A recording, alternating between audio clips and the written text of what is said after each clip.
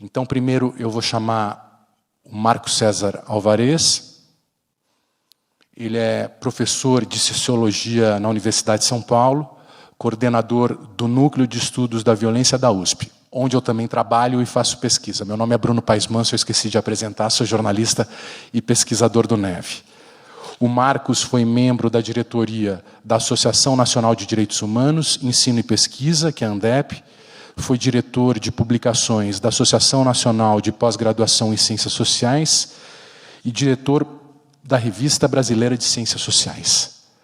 Marcos, você tem 15 minutos.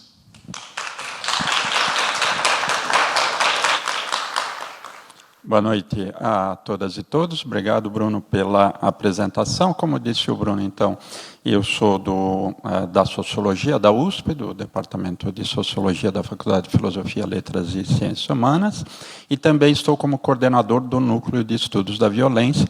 Então, é um pouco a partir desse ponto de vista que eu queria trabalhar o tema, né? O Bruno já adiantou, né? Até por trabalharmos juntos, acho que as ideias são muito próximas, né? Então, o Bruno já colocou questões que vão ser chave aí nessa conversa, né? Que é falar sobre encarceramento, falar sobre esse crescimento do encarceramento no Brasil e os efeitos, digamos assim, desse fenômeno. A primeira questão que eu queria trabalhar com vocês é justamente essa, né? Ou seja, por que discutir esse tema? Porque esse tema é de interesse, digamos assim, para o cidadão comum, né? A gente sabe que existem áreas especializadas na questão, em sociedades como a nossa, o direito penal, os operadores e etc., mas acho que é um pouco o papel das ciências sociais abrir esse debate. Então, por que estudar o encarceramento? Por que é algo que vale a pena ser tematizado?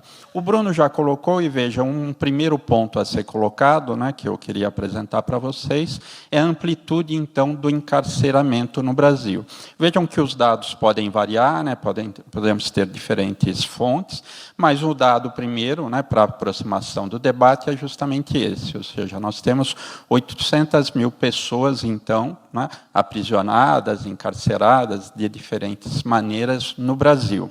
A questão é que isso parece, muitas vezes, que não é um problema central, não é algo central a ser discutido em nossa sociedade.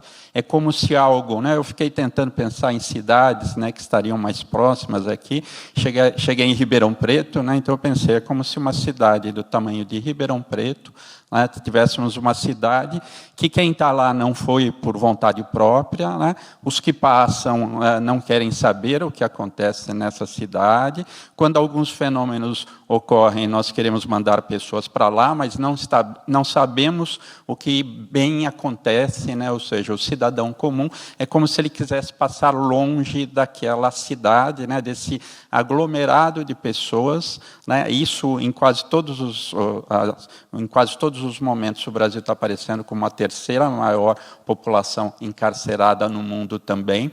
Então, há uma grande discussão, né? Quase todos os estudos mostram, na área das ciências sociais, que há um grande crescimento do encarceramento em inúmeros países a partir de meados dos anos 70 do século XX.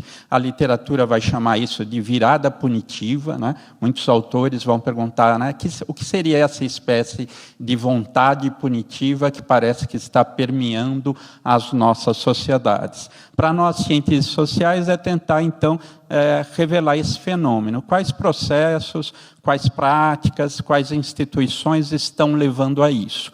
O que eu queria alertar é, primeiro, né, como é possível que esse fenômeno dessa magnitude, como eu disse, é um fenômeno internacional, mas também brasileiro, com dinâmicas que são próprias do Brasil, né? Cada país, poderíamos dizer que está entrando nessa, digamos assim, nessa vontade punitiva, mas segundo a sua própria história. Então, o que na história brasileira tem levado, então, a esse crescimento do encarceramento?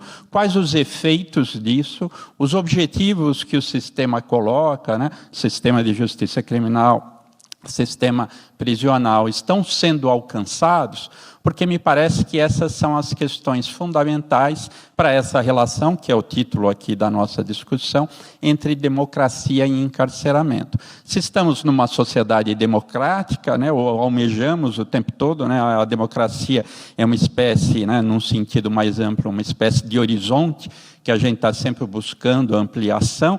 Então, se estamos numa sociedade com muitos problemas, mas que a democracia está sendo defendida e almejamos, né, expandir mais o horizonte da democracia, não podemos ficar indiferentes a esse fenômeno, né? Um primeiro ponto que eu queria colocar para vocês, até para a discussão, é esse, ou seja, não podemos ficar indiferentes a essa tendência de crescimento no Brasil, a partir, sobretudo, né, do final dos anos 90, anos 2000 e etc. Existem variações anuais também não indicam que saímos de um patamar muito alto, né? Depois da pandemia, né, tudo bem que algumas alterações se colocaram, mas isso não diz que é uma alteração de tendência.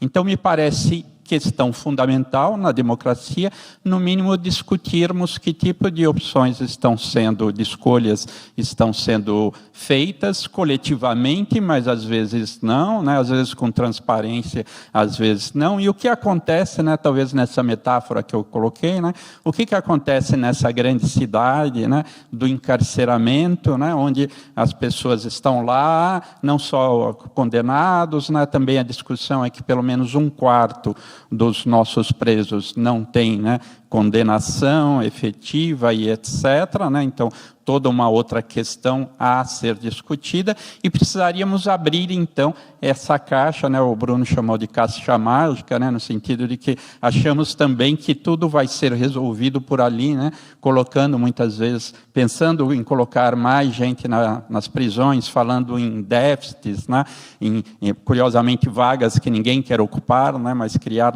vagas ainda, né, expandir essa cidade. Me parece que o mínimo numa sociedade democrática é entendermos o que é esse caminho, debatermos os efeitos, as opções possíveis. O que a pesquisa mostra, porque aí me parece também o debate, como vimos recentemente na questão da pandemia, não pode passar por negacionismos, por ideias que não são minimamente lastreadas na pesquisa, e várias áreas se dedicam a estudar esse fenômeno. As ciências sociais, mais especificamente a sociologia, tem toda uma área de discussão do que a gente chama de sociologia da punição, que a questão prisional é parte dessa discussão. O que essa, digamos assim, conjunto de estudos mostra há muito tempo é a centralidade também da dimensão da punição em sociedades como a nossa.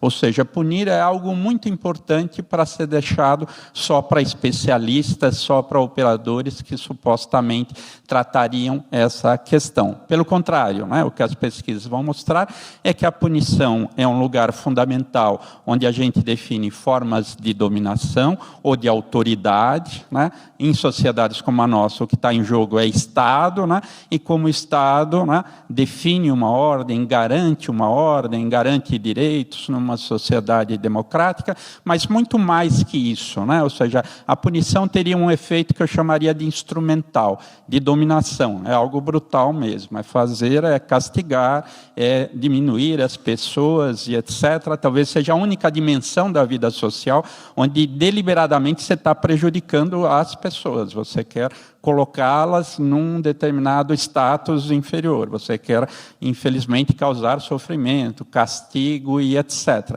Então, é algo estruturante na vida social, a gente diria, em termos, né, no jargão, de relações de poder, mas também a punição é expressiva o tempo todo, ela comunica valores, né? Ela precisa ser performativa, né? Até no castigo mais banal, né? Se vocês pensarem, alguém que está, né, não deve fazer, evidentemente, mas se estiver castigando uma criança, você faz o castigo e fala alto, né? Ou você quebrou o cristal aqui que valia não sei quanto, você não pode fazer mais isso, ou seja, você acompanha, geralmente, qualquer castigo, enunciados, falas, simbolismo, né? Então, a punição é central para comunicar coisas para a sociedade como um todo. Geralmente, a gente coloca, né, nesse olhar sociológico, o fenômeno da punição como sendo um triângulo, né? Ou seja, sempre eu tenho uma autoridade que vai punir algum comportamento que é visto como criminoso. Nós temos aquele que exerceu, fez digamos assim, essa prática e vai ser punido, mas nós temos um terceiro termo, que é aqueles que observam, aqueles que em sociedades como as nossas são um público, né? Vejam, eu posso até escapar, né, de ter alguma condenação, né, na brincadeira de hoje em dia, né, o meu réu primário está garantido, lá que o pessoal fala. Na internet eu posso escapar, eu posso não ser um operador nem um especialista na área, mas todos observamos, né, por isso até provavelmente essa grande audiência de programas televisivos na sociedade brasileira, nas diferentes mídias sociais, né, esse apelo que justamente a dramatização dos fenômenos do crime, da punição, da segurança pública tem em sociedades como a brasileira, né? Isso pode não ser mundial, mas tem um alcance em muitos outros países.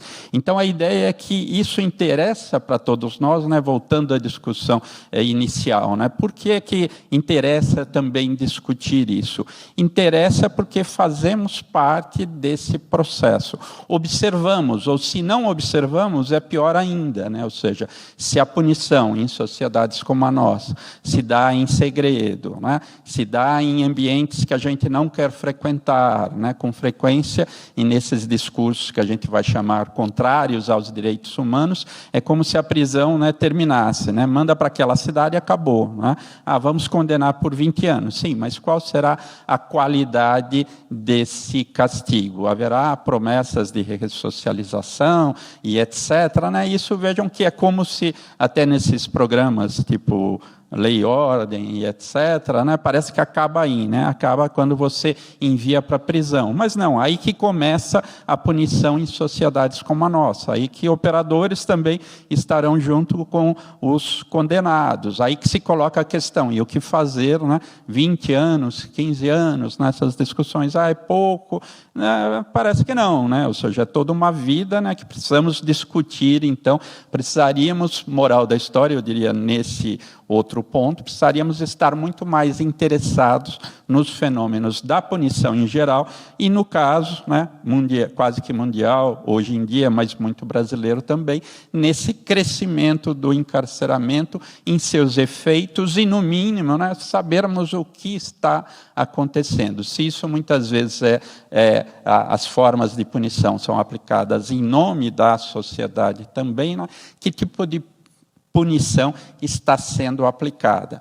Em sociedades como a brasileira, vejam que tudo isso ganha uma potencialização muito grande, porque também há muito tempo nós sabemos que se trata de uma sociedade muito violenta, né? Ao contrário das ficções, né, que poderiam circular em determinado momento, no pensamento social, na mídia, claramente, hoje em dia, explicitamos que se trata de uma sociedade violenta. É a violência da colonização, é a violência da escravidão, é a violência da seletividade, depois da república, da cidadania, a hierarquia, né, o tempo todo, né, das nossas formas de cidadania, a não expansão da cidadania, a nossa dificuldade de manter experiências republicanas e democráticas, né, ou seja, uma sequência de golpes, né, ou tentativas e etc. Então, tudo isso produz uma sociedade, né, que é óbvio aí a experiência de todos nós, que é uma sociedade violenta. Logo, o encarceramento, eu diria, não pode estar fora disso. Talvez uma ideia interessante, né, autores nas ciências sociais vão falar de uma certa acumulação social da violência, né, como a violência vai sendo produzida ao longo da nossa história, vai se acumulando, vai se voltando mais para determinados grupos, aí segundo questões de raça, de gênero, de classe, etc., né? Acho que a Ana vai poder até aprofundar isso depois, né? Se há essa acumulação social da violência, o mínimo que a gente poderia dizer é que o sistema prisional, o encarceramento no Brasil, talvez seja muito mais parte do problema do que solução, né? Ou seja, o que vemos na história brasileira agora, né, tanto na perspectiva histórica como na atualidade, é muito mais um encarceramento que sempre foi violento, né, desde a colônia, império, mas vai adentrar a república, vai ser utilizado com frequência contra dissidentes políticos, inimigos políticos, que com a redemocratização, né, imediatamente vai abrir esse problema, né, o grande dilema brasileiro, a partir da redemocratização, seria justamente esse, tendo às costas uma experiência de utilização, inclusive, da prisão, da violência, da tortura, contra inimigos políticos, a sensibilidade, né, que vai estar presente, eu acho muito, no momento da transição democrática, é que precisaríamos levar essa preocupação que esteve muito presente em relação aos presos políticos, né, contra a tortura, contra os maus-tratos, em relação aos presos comuns, porque, afinal, né, é promessa do direito penal moderno a moderação do direito de punir, do exercício da própria punição. O que a gente vê, né, começo já a acelerar aqui só para finalizar essa primeira fala, a gente vai ver toda a dificuldade, né, ou seja, na transição democrática, todos os dilemas, né, ao mesmo tempo era preciso, então, dar transparência, né, às práticas de justiça, ao sistema prisional, mas superar os maus-tratos nas prisões, as péssimas condições de encarceramento. Tudo isso será um desafio, né? Eu vou resumir muito rapidamente aqui, depois a gente pode debater, mas vejam, acontecimentos decisivos como o massacre do Carandiru, né? Será ao mesmo tempo um acontecimento que, por um lado, vai disparar o que a gente entende hoje em dia por crescimento do encarceramento, e, por outro, essa questão da existência de grupos, de organizações, de facções organizadas tanto dentro como fora da prisão. Também, só para arrematar, eu diria que, para mim, o que vai ser característica a partir de então vai ser a politização do tema. Mas a gente teria de discutir se é uma boa politização. Ou seja, cada vez mais, né, programas de rádio, televisão, hoje em dia internet, etc., vão construir, né, não é o único debate, mas vão construir muito todo um imaginário que é muito próprio do Brasil, mas também está presente em outros países, né, que é um pouco esse imaginário contrário aos direitos humanos, contrário a qualquer discussão de direitos, né, em relação aos que seriam bandidos, etc., todo esse horizonte que a gente conhece muito bem aí no Brasil. Então, como um primeiro panorama, né, eu diria, essa me parece a discussão fundamental, é isso que coloca necessariamente, né, então, esse fenômeno que talvez a gente gostaria, né, de tomar grande distância, né, de acreditar que é uma cidade que a gente não vai precisar cruzar em nenhum momento, mas é o inverso, né, porque ela nos coloniza o tempo todo. Mas acho que poderíamos aprofundar isso depois, e tenho certeza que a Ana vai fazer também um aprofundamento bem mais denso. Obrigado.